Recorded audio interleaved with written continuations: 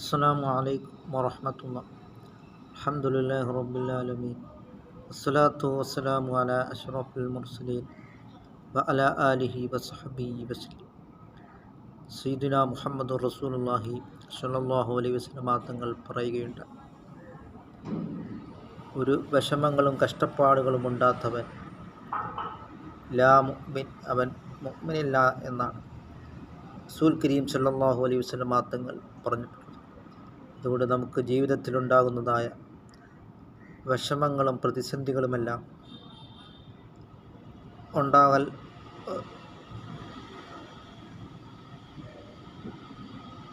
ഉണ്ടാകാത്തവൻ മുഅ്മിനല്ല എന്നാണ് റസൂൽ കരീം സ്വല്ലല്ലാഹു അലൈഹി വസല്ലം തങ്ങൾ പറഞ്ഞിട്ടുള്ളത്. അതുകൊണ്ട് നാം ഇന്നല്ലാഹ മഅസ് സ്വാബിരീൻ, തീർച്ചയായും അല്ലാഹു തആല ക്ഷമാലുക്കളോടൊപ്പമാണ് എന്നാണ്. അതുകൊണ്ട് നാം നമുക്ക് സംഭവിച്ചിട്ടുള്ള എല്ലാ പ്രശ്നങ്ങളിലും എല്ലാ പ്രതിസന്ധികളിലും നാം ക്ഷമ കൈക്കൊള്ളുക. അല്ലാഹു തആല ക്ഷമിക്കുന്നവരോടൊപ്പമാണ്. അങ്ങനെ നാം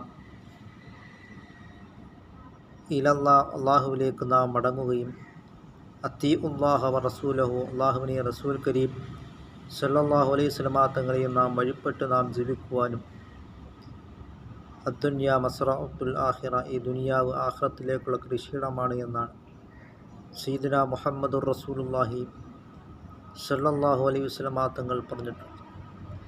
അതുകൊണ്ട് നാം കുല്ലു മൻ അലൈഹാ ഫാൻ, ഈ ലോകത്തുള്ളതെല്ലാം നശിക്കുന്നതാണ്.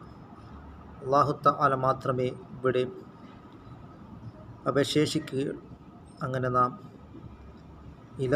അല്ലാഹുവിലേക്ക് നാം മടങ്ങുകയും ധാരാളം സൽക്കർമ്മങ്ങൾ ഇബാദത്തുകൾ കൊണ്ട് നാം മുന്നേറുവാനും സയ്യിദുനാ മുഹമ്മദുർ റസൂലുള്ളാഹി സ്വല്ലല്ലാഹു അലൈഹി വസല്ലം തങ്ങൾ പഠിപ്പിച്ചതായ രൂപത്തിൽ നാം ജീവിക്കുവാനും നാം ശ്രമിക്കുക.